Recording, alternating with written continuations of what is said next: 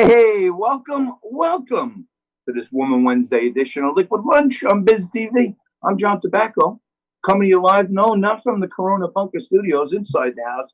We're going with some Technicolor magic today. All kinds of work being done this morning by myself, Nico, and Jess. I'm actually in my cabana in the backyard of my house. It's so nice outside today. I figured I'd bring you guys along with me, try to test out a new set. You let me know how you look, how you like what you see. And as we come into this hour, there is a great show for you today. It's Woman Wednesday, and we got the best guests every day. But on Woman Wednesday, we get that woman's perspective.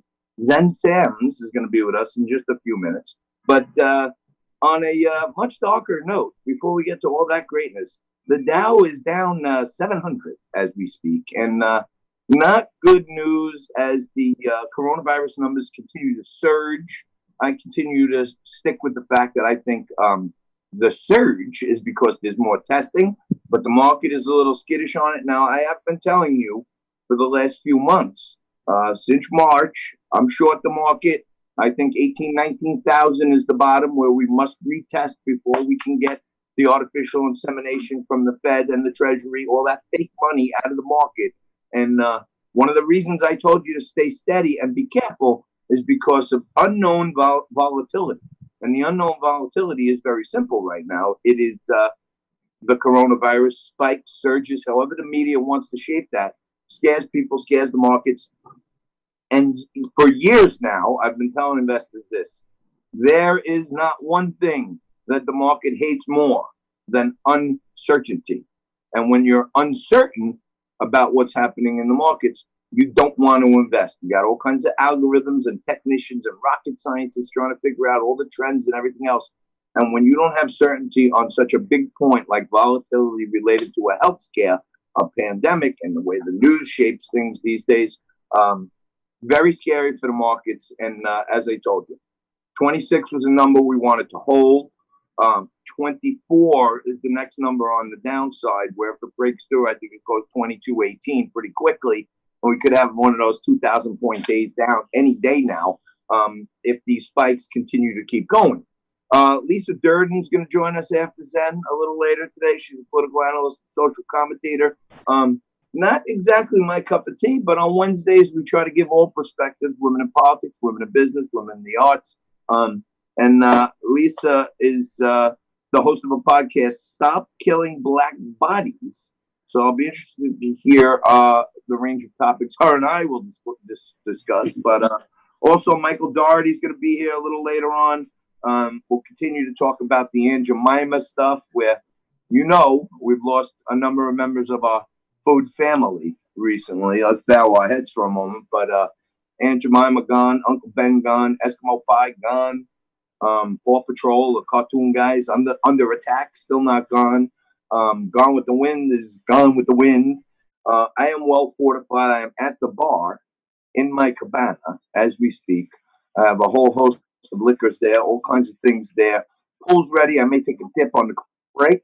We're going to take a quick break. We're going to come back at you with Zen Sam's right after this. 5, 4, 3, 2.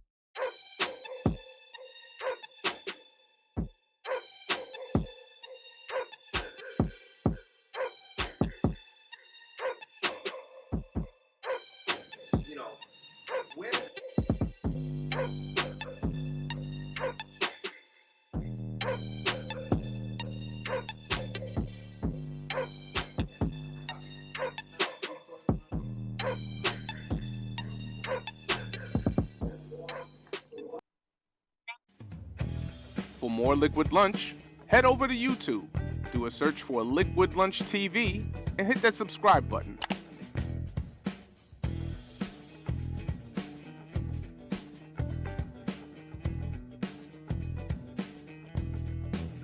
All right, welcome back. Welcome back. You're watching Liquid Lunch on Biz TV. I'm John Tobacco. Today I am sporting the Trump hat. I don't usually go that far afield. SmackDown it is always when we're joined by Zen Sams. She's model, actress, super mom. She hightailed it up to Canada when the corona hit hard, but she's back in New York and she's always with us no matter what. Hey Zen, how are you? I'm good, John. How are you, my friend? I'm doing well, thank you. Zen, I know for the safety of your child and your family, you went up to Canada, but now you're back, and there's so much debate about these masks and what's going to happen, the psychology of wearing a mask. Break it down for us. Tell us what the deal is with these masks. Okay, I'm going to take you guys through a little bit of a psychological roller coaster. Not that Corona hasn't done it, but so when I'm in a situation and where I can't socially distance, I definitely wear a mask. You know, most Americans have never had to wear a mask for their health before, let alone shop for groceries or do the regular errands. So even as businesses and states increasingly require them, rebellion is natural to a degree. You know, I like to think of the mask not as forced conformity, but as a necessary act of solidarity, because wearing a mask could stop seemingly healthy people from infecting others with coronavirus if they're asymptomatic. And, you know, evolutionary pressure explains why we are programmed to lock onto faces in our environment and to process the mental state of people around us by analyzing their facial expression. There's clear survival value in noticing, I don't know about you, but from a frown that someone is getting angry with us long before they throw a spear or dump us as a lover, right? So this whole face covering right now, this whole face covering right now is putting a damper in a lot of the people that rely on other people's facial expressions to go about our day. And our brains even make decisions about how attractive another person's face is within around 13 thousandths of a second, processing so fast that it occurs below conscious level. So the question is, John, how will protective face masks worn during a pandemic impact these fundamental psychological processes? Well, Zen, how about this? What about if we get masks made with the bottom half of our face printed on it, right? Bingo! All righty, there we go. You know that I ordered a face mask. Wait a minute. Can I get one with your face on it? That would be nice. Yeah, exactly. I ordered a face mask just yesterday with the clear portion, just clear. And it's a face covering, but the lips and the mouth are clear because as an actor, you know, this is important to me. When I'm on the street, when I'm interacting with people, I use my facial expression a lot. And this is playing into something a little bit deeper where the children now, you know, as more and more people are covering their faces in public, it becomes difficult to read facial expressions. And we see people smile or frown, and we don't know if they're smiling or frowning. So this is not a huge challenge for adults, but for young children that look for emotional cues from caregivers to basically interpret a potentially threatening situation or, you know, a novel situation. Caregivers, right now, their face is covered by a mask. So children are having a hard time at reading facial cues. I know it's happening with my daughter, Alexa. And right now I have to use my tone and my voice to regulate her response outside because my face is always covered, so she really can't see. The development of this emotional communication is referred to as social referencing, and it occurs between infancy and early preschool years. So during the current pandemic, how can we ensure that children form healthy interpretations of the world if one of the most expressive parts of the body and face is covered by a mask? Let me ask you this. Right now, are you happy or are you sad? I'm so happy. You are happy. All right. Well, that's a win. I wake up literally thanking God that I'm alive and that I'm healthy and that I have a beautiful little girl and that I don't have to worry where my next meal is going to come from. And I do what I love and I'm in the arts and entertainment and all the people I work with are a blessing in my life. And I count my blessings, and coronavirus taught me to count those blessings even more. Thank you so much for always making time for us and sharing our stream and telling everybody on social media about Liquid Lunch. And you are literally the bomb. Now that we have this new set, how do you like the new set? I love it. I think, you know, all we need right now is a couple of margaritas and a live music. Yeah, now you're speaking my language. We got to get you out here one day. For the Beach Boys. I'm feeling that Beach Boy, that song, Aruba, Jamaica. Model, actress, movie producer, everything. Philanthropist, super mom, the most. But thank you, Zen. All right, we're gonna take a quick break. Keeping you up on the markets, down 750. And 750 is.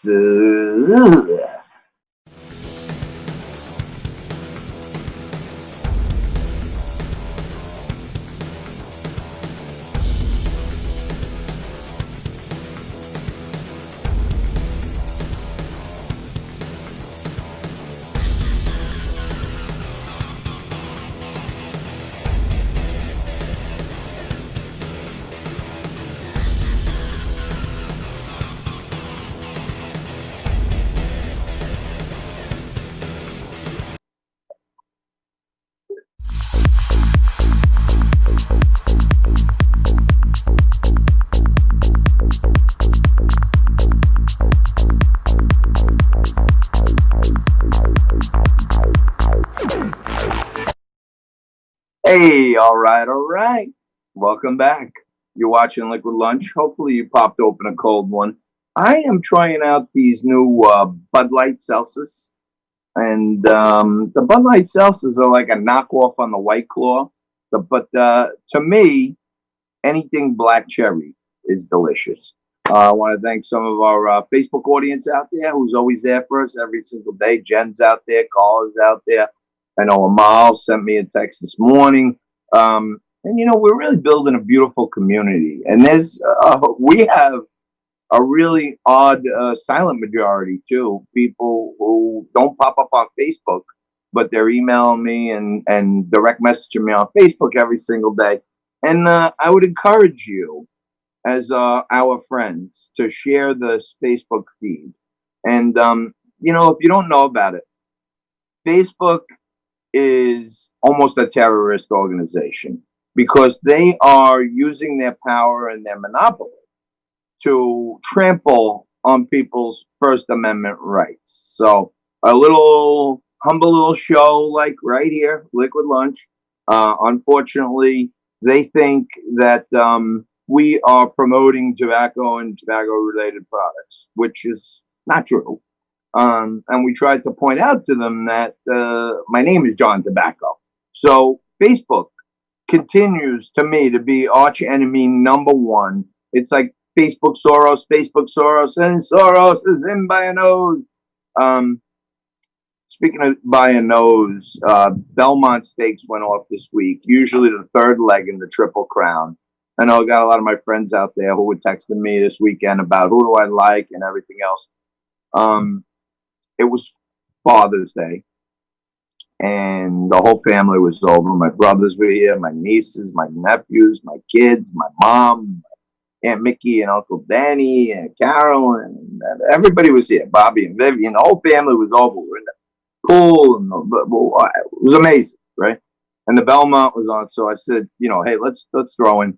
And my father and my Uncle Pete were like crazy horse handicapping aficionados.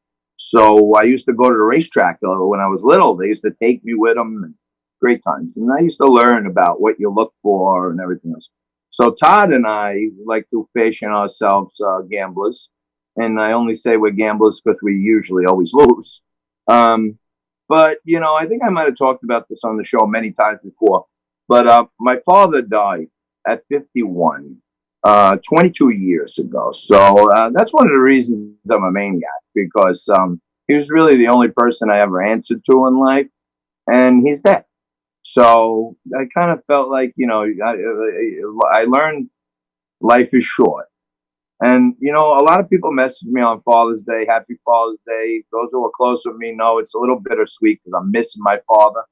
But I want to tell you, I spoke to a lot of people who said, oh, I haven't spoke to my father, or he did this or that, and I don't care about it. And I could just talk to you about a lot of crap on this show. But a real thing that you should understand is my father was a healthy 51-year-old male, rock solid, didn't drink alcohol, coached high school football, president of the Little League, cop, strapping, right? Died, boom, 51. So I always tell people when they tell me stories about why they're not talking to their mom or their dad or their child or something, I always recount to them that the last thing I would have expected to happen when my father was on vacation in Cancun was that I would get a phone call from my friend Lenore that he died. Okay? And I bring this up to tell you, if you're out there and you got somebody, you know what? Send out a flare. Because when someone dies unexpectedly and it wasn't coming up on you, and you're in a bad, I was in a great spot with my father. But if you're in a bad spot with someone where you're not talking to them or you're out of match with them, give them a call, shoot them a text and say, hey, I was thinking about you. And you know what? Maybe I got a few people I know who said, JT, I listened to you and I did it. And I met with my sister and we went to the diner and we're not there yet, but we're on the road. Right. And I really believe that my father was such a powerful presence in our life that he's still with us. I have faith in the Lord and the Spirit. And on Sunday, everybody was here. It was a joyous day. Sun was out. Kids are in the pool. And me and my brother Todd said, well, you know what? Let's throw in, we're going to watch the Belmont Stakes anyway. So let's throw in some bets. You know, we're going through, doing a little handicapping of what's happening there. And we collectively came up with 4 horses. I like Dr. Post. That's Vinny Viola, former boss of mine, certainly someone I've looked up to as a mentor through life. He owns Dr. Post. He won, I think, Kentucky Derby 2 years ago with one of his horses. So I know he's a championship gala guy. So I like that horse. His the Law was, the big predominant favorite who ran away with it. And then Max Player.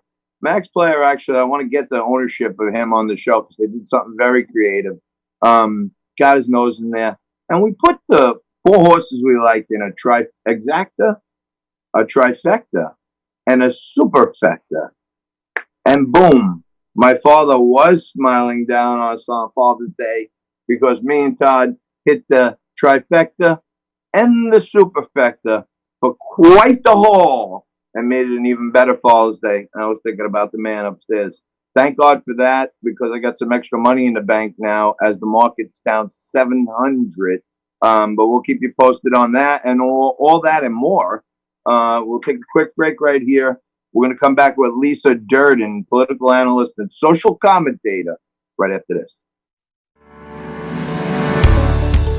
Most financially successful people own assets that make them money while they sleep. They usually own real estate, vehicles, intellectual property, equipment, and more. These assets make passive income through leases, subscriptions, royalties, and fees that don't require time, energy, or attention. Your assets do the work, and you collect the check. So what kind of asset should you buy? The most valuable companies in the world, like Amazon, Google, and Apple, all have the same thing in common. They make a majority of their revenue from data technology assets, storing, collecting, processing, and providing data. It's all about the data. What if you could own data tech assets with a low upfront cost? Introducing Apex, a proprietary technology built to process and mine data and render artificial intelligence and 3D gaming at exceptionally high rates. Apex Tech has partnered with SafeTech, a subsidiary of a publicly traded company called InvestView. SafeTech's business model leverages Apex technology to disrupt the multi-trillion-dollar data tech industry, giving you the competitive advantage. SafeTech's growth strategy is to capture a significant share of the market. SafeTech will enter into a 60-month lease with owners of Apex Systems. Why would they do that? Why not just buy all the equipment themselves? The same reason most companies lease instead of own, to scale quickly without the upfront costs and for the tax benefits. So how do you get started? You purchase an Apex system. Then you can lease it to SafeTech for 60 months at a rate of $500 per month. That's a total of $30,000 paid to you over the life of the lease. So what's your responsibility besides purchasing the Apex system? Nothing. During the lease, SafeTech is responsible for any maintenance costs to keep things running for you. Just collect a check every month for the next 60 months. This tremendous financial opportunity positions you to follow the strategies of the financially successful. You can leverage data technology to produce passive income that generates revenue without your time, energy, or effort. This is what is meant by creating multiple streams of income. All right, welcome back. Just breezing through hour 1 here. Little little technical difficulty working from the cabana. I don't think it was as bad as Nico was making it out, but anything new is always very scary to Nico, so he was giving me more complaints than I can handle. So I decided to come back in. Welcome back. I'm back in the Corona Bunker studio. Nico won't let me go outside and play. The market is not playing around today at all, down 700 and change and falling like a rock. So keep your eyes peeled on the market, and if you're thinking this is a buying opportunity, think again. I read a little passage the other day from a famous pastor, post-war pastor, wrote, this story, and it's been quoted many times. First they came for the communists, then they came for the socialists, then they came for the trade unionists, then they came for me, and there was no one to speak up for me. They're coming for everything, it seems, and I think there was a moment in time where every sane American, regardless of color, sex, race, religion, creed, watched a man get killed by a cop, and we were all united on one thing. That crap cannot happen anymore. And I've said it on this show multiple times. That guy should be locked up, tried, and if you ask me, he should get fried, just to make an example of him for other cops to take a look at. But then the hijackings began. The Antifa, the Black Lives Matter, turned many people who were peacefully protesting for equality and the repair of social injustice, which is a great cause. And then these fomenters came in and turned it violent. Well, someone who has a much different view on this than me joins me right now, Lisa Durden. She's a political analyst and social commentator, and she's a thought leader, social justice advocate, Black Lives Matter supporter, feminist, and host of her new Stop Killing Black Bodies podcast, also a contributor on Chasing News and the Opinion Zone channel, panel. Lisa, thank you so much for joining us today. I really do appreciate it.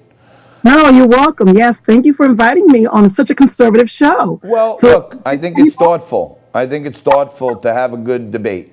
Yeah, so I think these audiences are important. Let me just say very quickly that I don't have an opinion about what was going on with the so-called looting and destroying of property. I have some facts. The fact is, the majority of those individuals were not protesters. They were provocateurs trying to make it look like or seem as if it was Black Lives Matter and African Americans and supporters and allies of the movement. So they actually did an investigation. This is not my opinion. The FBI, Federal Bureau of Investigations, did an investigation and found that most of those individuals were white people.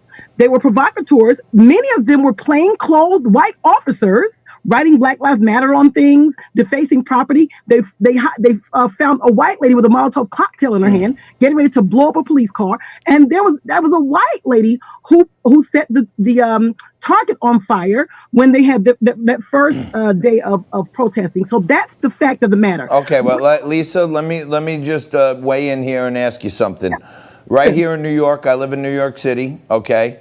And 2 people were arrested for being caught on videotape throwing a Molotov cocktail into an unoccupied police car, okay? Those 2 people were identified as prominent attorneys. One was an Indian woman, one was an African American man, okay? And the attorney who came to bail them out and basically pledged for them was in the U.S. originally on the George Soros Foundation scholarship. So I tend to agree with you. Most of those people that were out there with the right intentions. Mm-hmm. I don't want to go so far as to say plainclothes cops were trying to make it look good, but anything's possible. But it does seem to me that there are other larger organizations that are trying to hijack the core of the movement and turn it into a very divisive event. So, yes, that's factual. Mm-hmm. Okay, so let me ask you this. Organizations have nothing to do with Black Lives Matter. And for the record, I don't care what movement there is. Once you start having people come together, something as simple as the governor of New York saying, go out, do your social distancing, have some fresh air, but wear a mask. How many people have you seen with the images breaking the rules and not wearing a mask? you'll always have people going to the left of a rule. So this is nothing new, except for wearing a mask is not necessarily going to kill you immediately like a bomb would, but the point is made. So you'll always have deflectors and defectors of a movement or a rule or a law. The law says don't kill, but black bodies are brutalized every day, and officers kill black people every day, and the law says don't do it. Okay. There are lots of Okay. people Understood. And I'm not debating those facts, but let me ask you. Let me throw another stat at you, and you tell me, how we can maybe do better at it. Okay. African American males between 18 and 50 make up 4% of our population. Okay. And in 2018 committed 51% of gun murders. Okay. And many of them were against other African Americans. But how can we figure out a way that all of America can believe that if Black Lives Matter, all Black lives matter, even the ones that are getting killed by other black men, because it kind of looks hypocritical to stand there and rip down statues against one cop's action, and he deserves what he gets. I'm with you. But at the same time, not a word is uttered about places like Chicago and inner cities in Baltimore and, Camden, New Jersey turned the corner, but Camden, New Jersey was the African-American kill capital of the world. How can we spread the message that it's not just Black Lives Matter when they're killed by cops, it's Black Lives Matter when they're killed by anyone? Well, actually, let me answer it this way. What people don't understand is there's no such thing as black on black crime. That's called white privilege and white supremacy trying to throw around these phrases to make it seem like black people are criminals. The fact of the matter is all crime is intraracial, meaning most white people kill white people because they're in close proximity to each other. Most black people commit crimes amongst each other because they live amongst each other. There's no more black on black crime as there is white on white crime. The fact is most of y'all kill each other too because you live next door to each other. So what we need to understand is stop deflecting from the issues here. Black lives matter because black lives are being brutalized by police officers. Don't try to deflect to crime, because if that's the case, we can talk about all kinds of crime happening in all cultures all around the world, in America, everywhere. So the issue here is officers who are here to uphold the law. The officers are supposed to uphold the law, not break the law. So that's the subject, and that's where the Black Lives Matter came out of. Understood. The Black Lives Matter Okay. came out of the Trayvon Martin situation. I understand that.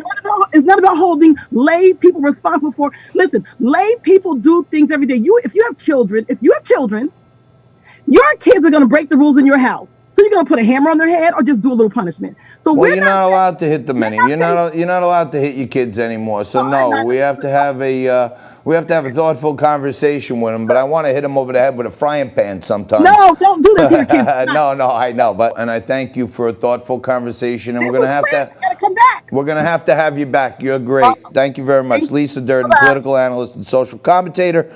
We're gonna take a quick break right here and come back with Michael Dougherty, CEO of the Cyber Educational Foundation, right after this.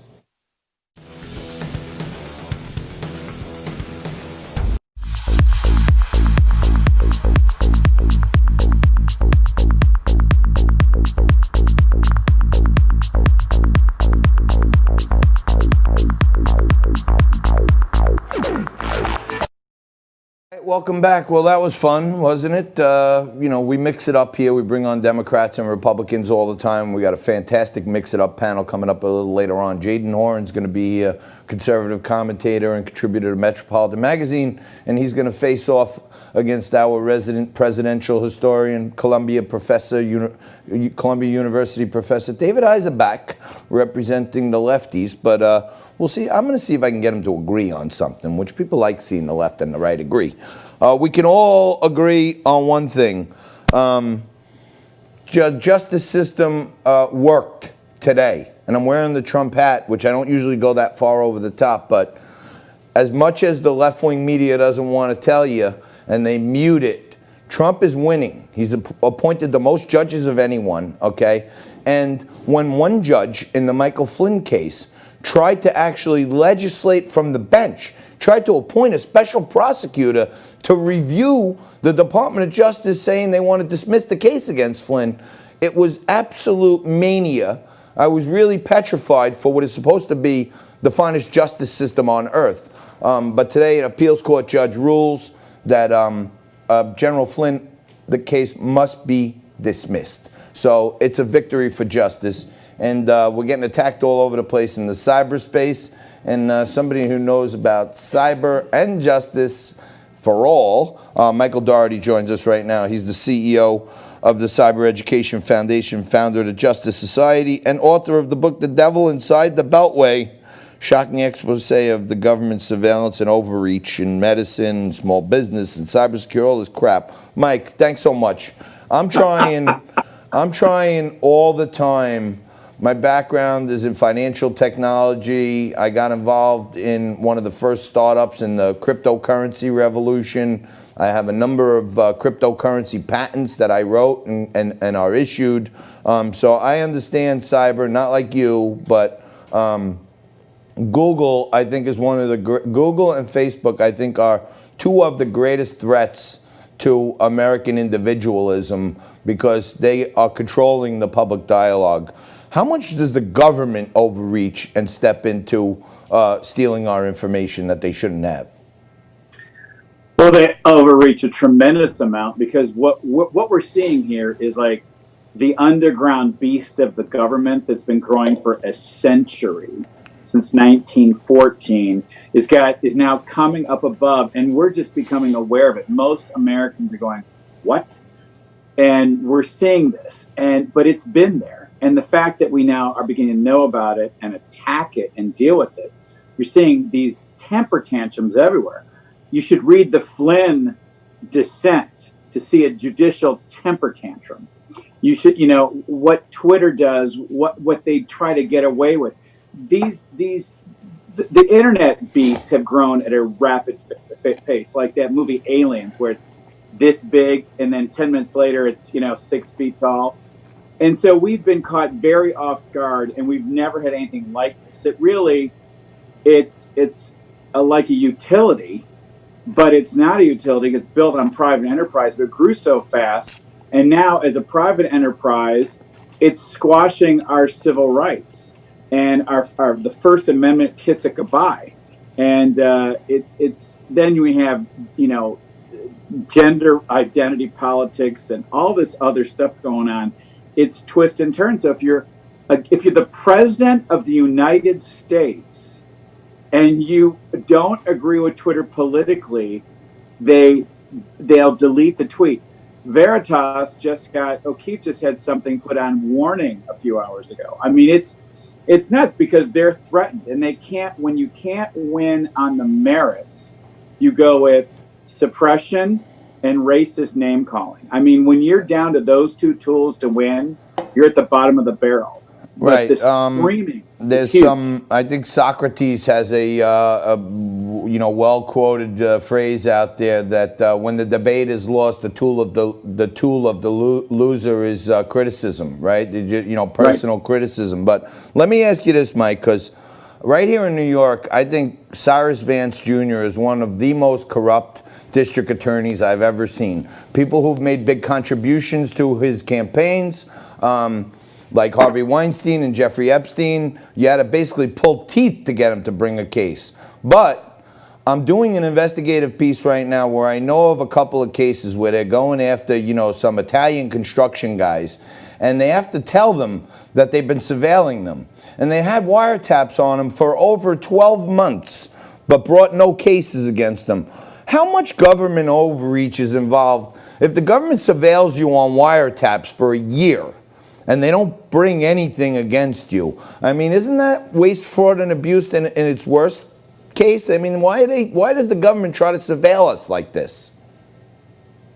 Well, there is. I mean, I come from a law enforcement family that did investigations, so there are some investigations, bad guys that take that long. But the problem is, you got your street guys that are true investigators that are there with the muscle and their salt.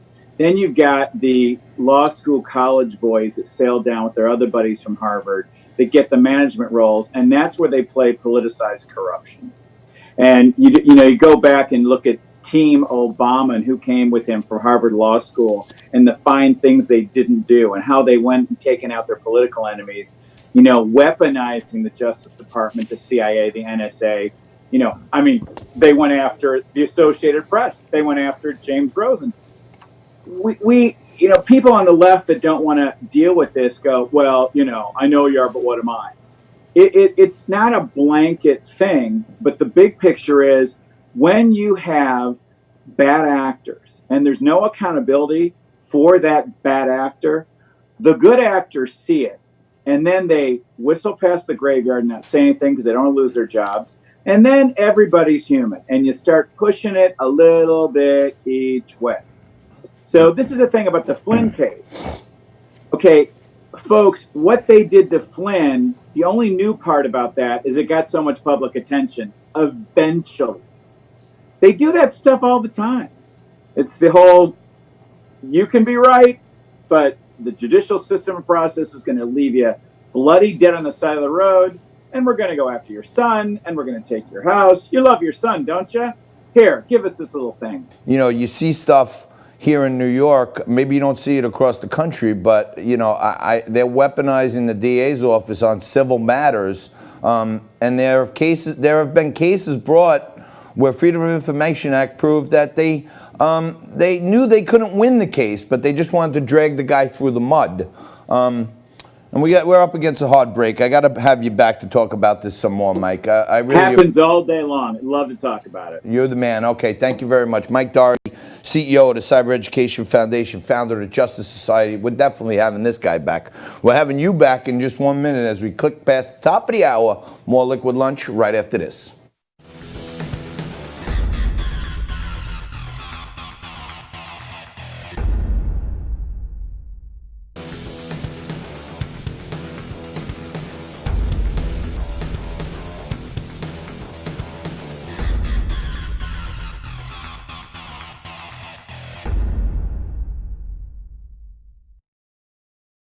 Welcome back. You're watching Liquid Lunch on Biz TV. I'm John Tobacco. And, a little early I had on Lisa Durden.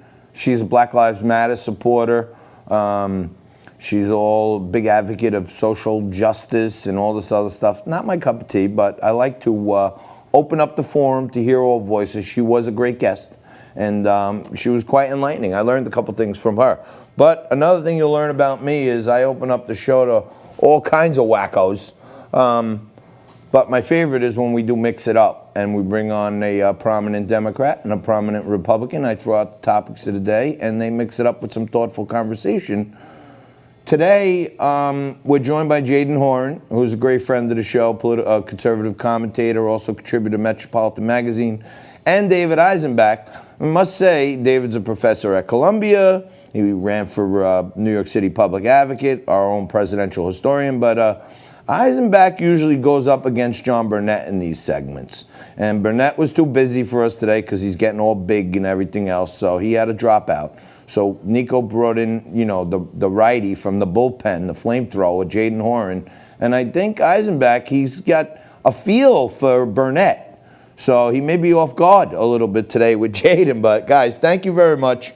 Jayden, I want to ask you first because I want to hear David's response to this. But Kamala Harris seems to be leading in the vice presidential sweepstakes, and everyone's forgetting about this horrific record she had as a prosecutor of putting black men in jail.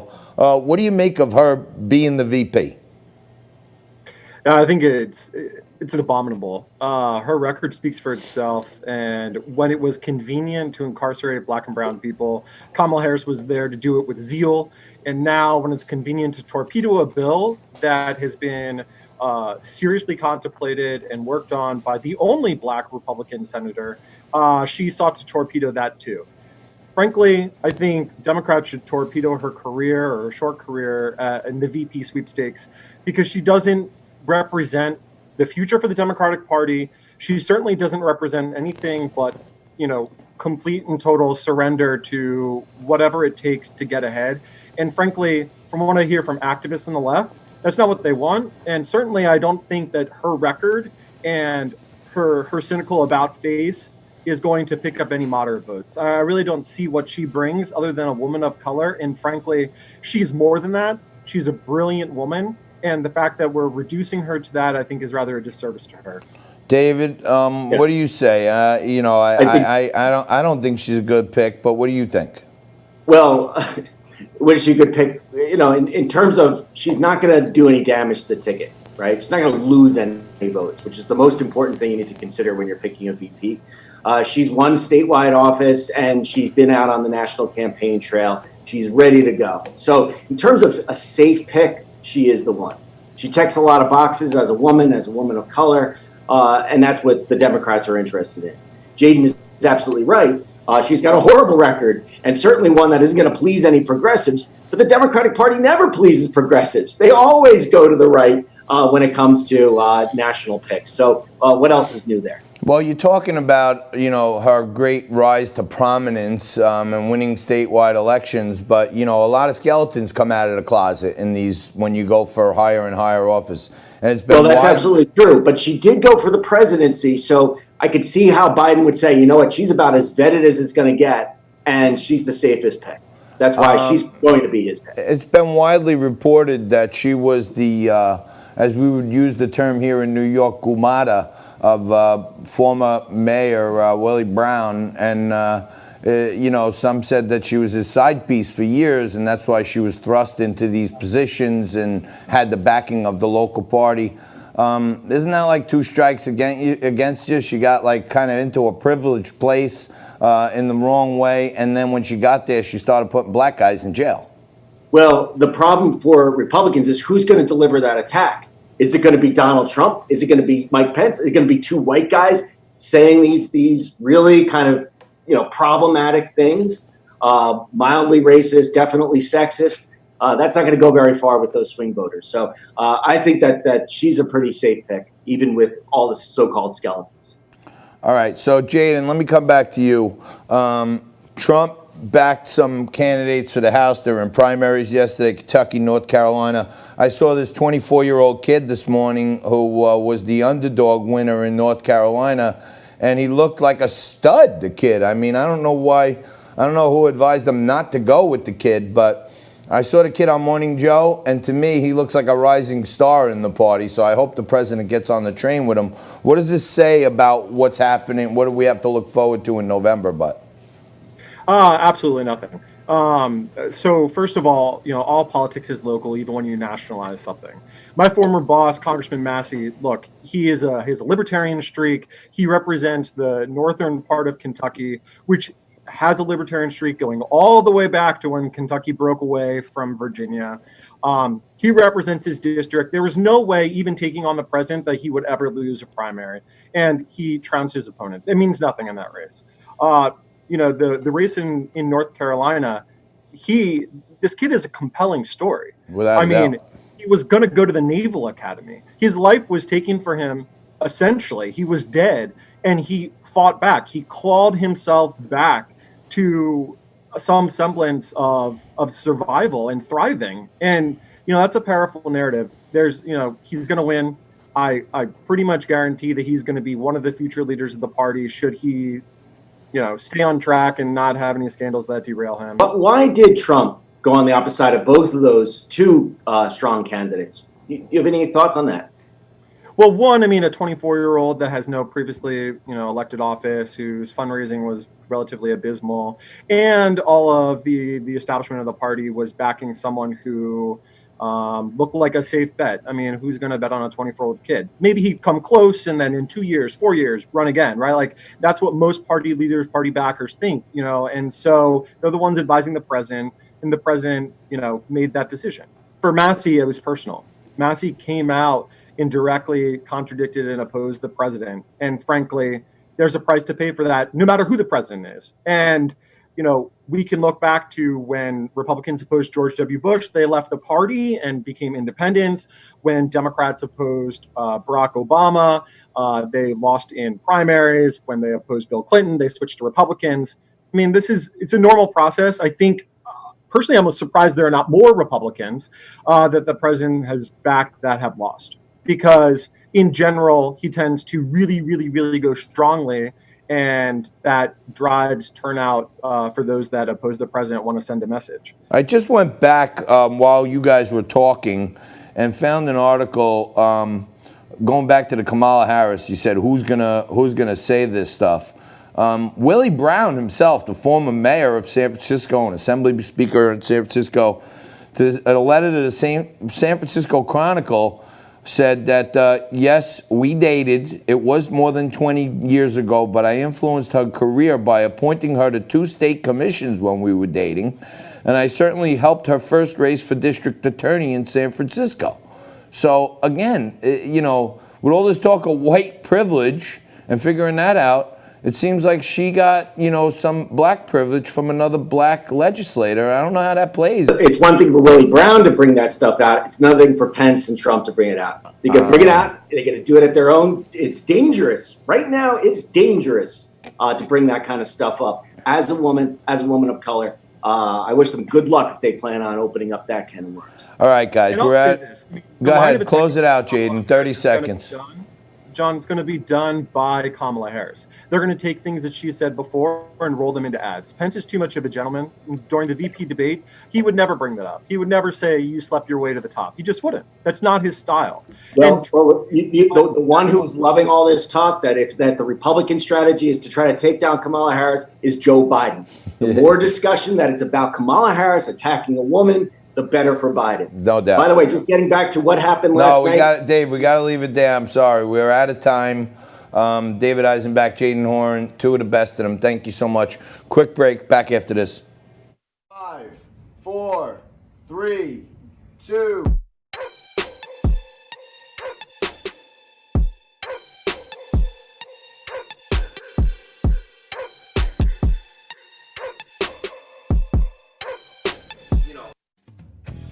For more Liquid Lunch, head over to YouTube, do a search for Liquid Lunch TV, and hit that subscribe button.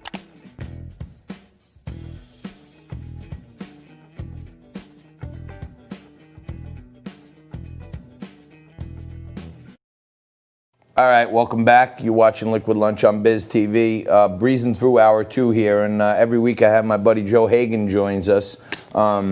30-year Wall Street veteran, guy's seen it all, done it all. And as you guys know, I am the Chief Digital Officer for InvestView, which is a publicly traded investor education company. And Joe happens to be one of the largest shareholders in InvestView. He's also the CEO of Wealth Colony. And Joe, over the last couple of months, we've been introducing you to the audience. I run the Apex commercial because InvestView is one of the sponsors of the show. And a lot of people have been calling. A lot of people have been inquiring and asking questions.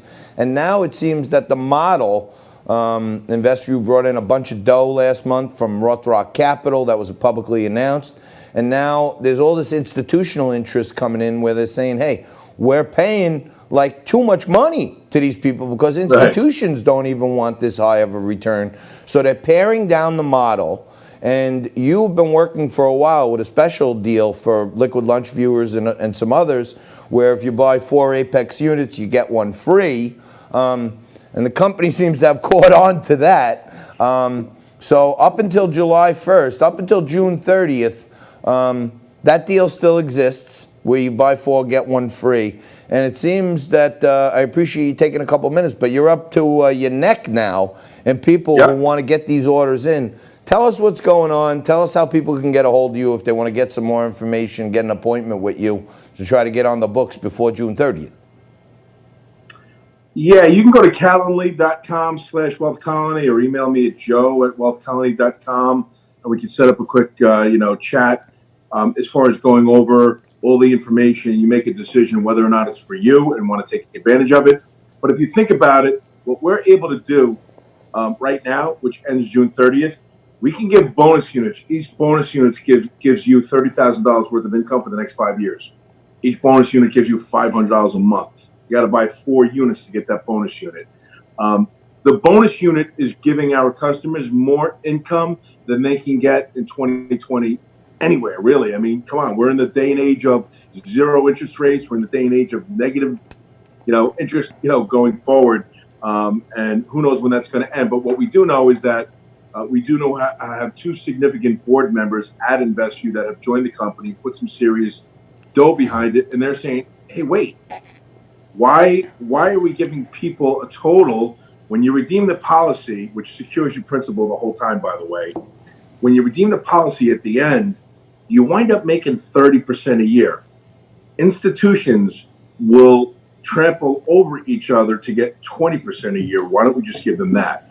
So they're going to be reducing the payments and doing away with the whole bonus unit stuff. So it's almost like Black Friday every day, trying to get the deals, by the end of June. And, I'm happy to explain it to anybody who wants to understand it. Joey, aside from being a great friend of the show and, joining me and others as big shareholders in InvestView, you're quite the stock picker too. And going all the way back to October, you've been talking about Datadog, DDOG is the symbol. And this thing doesn't want to give up. In our final minute here, tell us a little bit of Datadog and if you got any new picks that people could take a look at.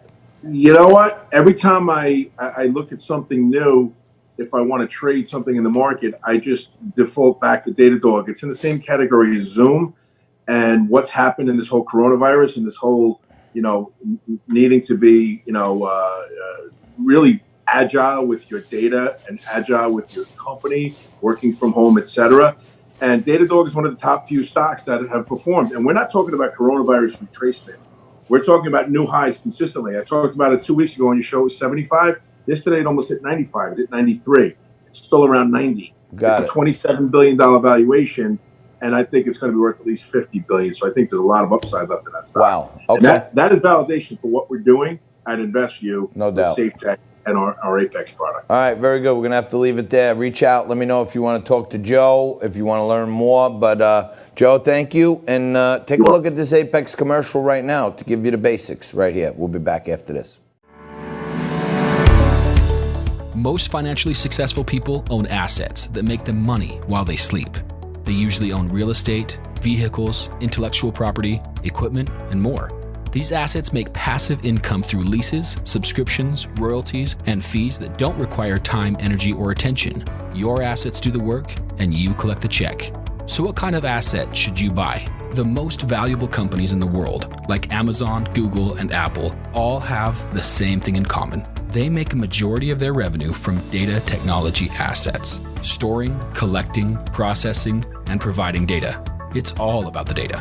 What if you could own data tech assets with a low upfront cost?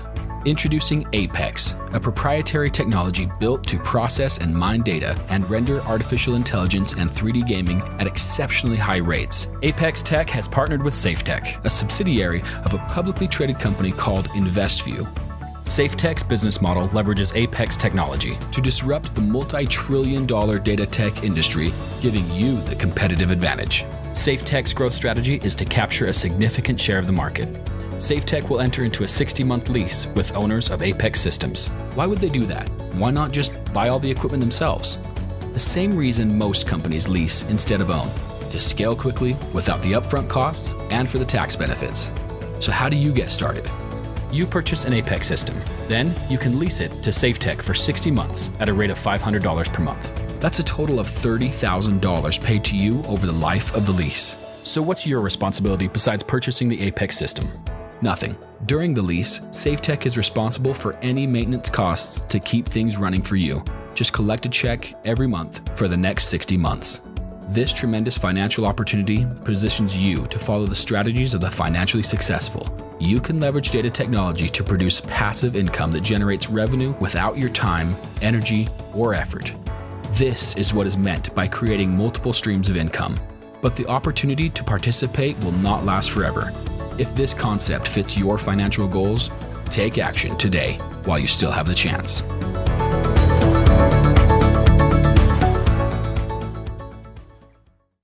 All right, welcome back. Just breezing through hour 2 here on a Liquid Lunch. It is a Woman Wednesday, but even on Woman Wednesday, when we get the great guests who are men, we got to get them in.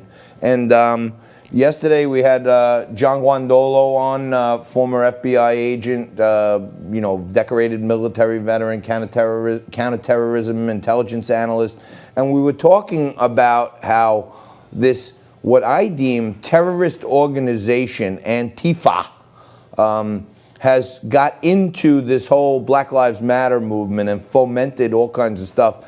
And John Guandolo actually said that they are operating much like ISIS.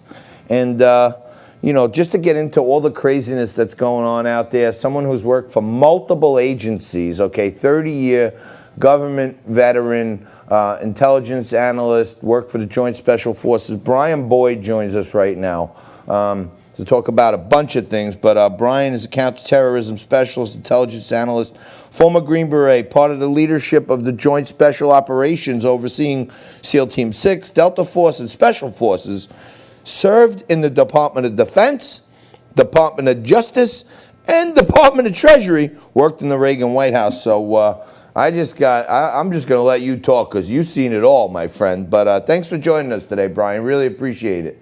My pleasure, John. Nice to be on your show. So, Brian, have you ever seen, and you worked in all levels of government intelligence, have you ever seen the Department of Justice and the intelligence agencies of our country weaponized against a political candidate like what it looks to me as the government under Barack Obama did to Donald Trump? Have you ever seen anything like that bad before?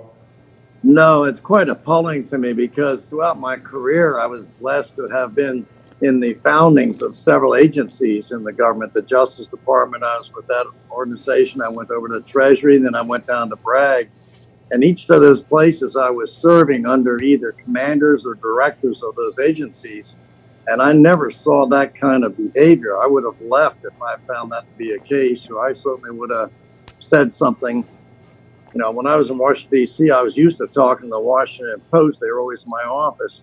But I never had this kind of acrimony, this kind of shenanigans go on in the system. It's appalling to me. Yeah, so President Richard Nixon was effectively, shuttled out of office because he had some of his, political henchmen wiretap a room in the Watergate Hotel and all this other stuff, right?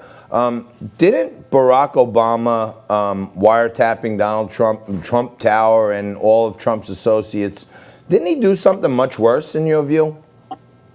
Yeah, historically in our country, there's always campaigns of digging up dirt. I think what makes this one so unusual, if you go way back to the Watergate era, is because of a dossier that was manipulated, and the corruption, and I say this very carefully, and the treasonous behavior was at the upper levels of the FBI. That is shocking to me. I mean, how do I convince my younger kids and other kids out there to want to aspire to a career in agencies like this that are so besmirched with lack of integrity? No, I understand. It is bizarre. I'm hoping that we get something concrete out of the Durham report.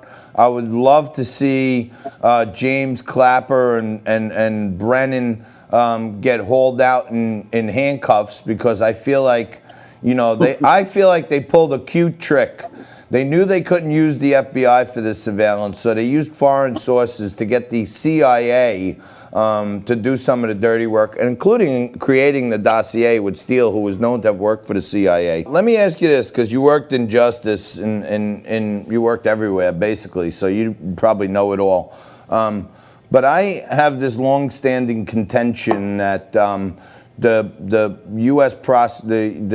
prosecutors here in the Southern District and in New York, I think they unfairly target Italians like me.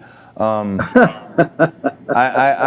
always thought that if you have a vowel at the end of your name, you're a top candidate for a RICO case in New York. Do you see any anti-Italian bias when you were in there?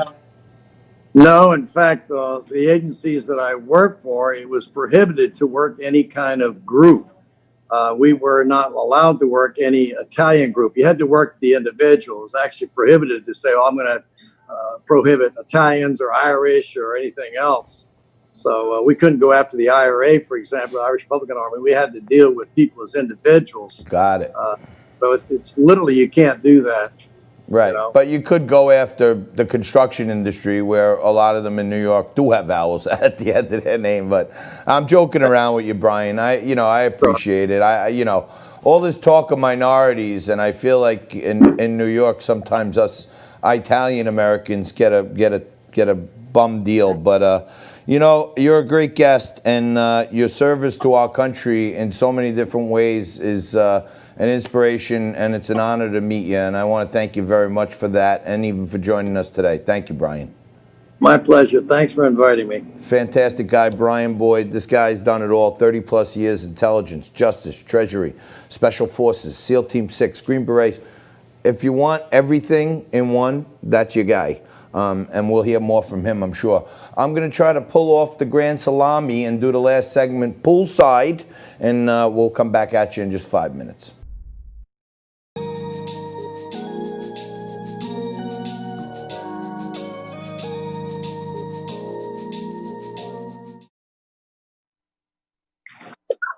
Hey, welcome back. So I did it. Here's to you. Thanks for joining us 2 hours today. It has been quite the show. This is my yard where I live here in Staten Island, and I always wanted to do a little stand-up right in front of my pool. Because it's a nice visual. How does that look? Does that look good? Is that a good visual, Jess? Jess screwed up a little earlier, but I got to tell you this. She's on the money, Jess. Okay, and when she screws up, she admits it. Now, on the other hand, my producer, Nico, has been telling me all show we can't do this segment. It's not going to work. Can't happen. The guy's the biggest naysayer around. Okay, all he does is say no, no, no. He's like Dr. No. And the truth of the matter is, I'm going to figure it out tonight, how I can do the show outside. My friend Carla told me on Facebook that she loved the outside view. I think other people will like it too, to get out of that stinking Corona bunker studio. The only thing is I feel bad for Jess, because Jess, even if I'm outside, she still has to be stuck in the house with this bum Nico, and he almost rubs off on her, the kid. And many in the audience get disappointed with me when I poke fun at Nico. And he is a good young man, he's a good friend of mine, and all this other stuff. But sometimes he's just not that good, and then he can't take it. He acts like a real baby sometimes. He goes home and he pouts to his dad. Seen that time, seen that channel.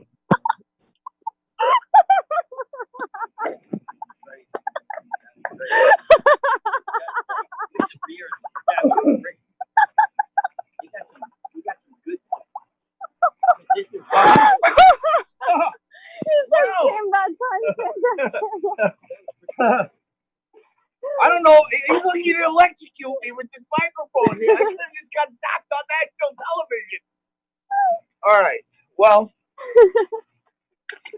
sometimes the bull beats the bear, and sometimes the bear beats the bull. It looks like today, Nico got the best of me. But the winning formula for me is I control what's heard on TV 2 hours a day. And he controls a bill pulling on my finely tailored custom suits that just got thrown in the chlorinated pool. And he's going to owe me money for the knockoff White Claw that I had right there, which is really a Bud Light. And, I hope you enjoyed today's Liquid Lunch. I didn't expect to take a dip in the pool this early, but it was certainly a good ending. I like Nico's creativity there to actually come outside and force me in my own pool. It's pretty interesting. How much time we have left? Yeah, it's about 3. We have 3 minutes left. Oh, okay. So this is strange because I've never done a show from in the pool before, but being we got 3 minutes left, let me get my composure. Let's check in on the markets. Down 800 and going lower, if you ask me. I think, the breaking point could be around 24,000. Let's keep our eye on that. For those of you who enjoyed today's show, I hope you'll reach out to Joe Hagan if you're interested in figuring out a way to make some passive income for yourself, because there's a lot of good things going on with Apex. And Brian Boyd, man, that was one great guest, and I wish I had a little more time. We're going to have him back because the guy worked for almost every agency in the government. And I don't know, Jess, I feel like I should just swear. This might be the new move. This might be the new move to actually do the show from in the pool. And I didn't have my hair done today, so and the collar's probably up. This is probably not the best ending visually, but it would have been funny if Nico threw both me and Jess in the pool, but Jess is holding the camera and the phone and all that other stuff. But as you know, our loyal audience, any freaking thing can happen on Liquid Lunch. And something that I can't remember happening on television in quite some time happened today. I got snookered by my producer, Nico. Jess is telling me I got to wrap it up. So I'm going to wrap it up. Here's to you. I had the Bud Light Lemon Lime. I got thrown in the pool with it, so there's probably some chlorine in there, but maybe it's a new cocktail. A little chlorinated, but not bad. Thank you for watching today's Liquid Lunch. I really appreciate you being here. And I'm going to appreciate you being here more tomorrow because I'm going to try to be outside for the whole 2 hours. And I may even try a new daredevil trick where I float around on a raft or a boat and do the whole show with a Mai Tai in my hand because I'm getting... Huh? Let's get out. Just tell me we have to go. 5, 4, 3, 2.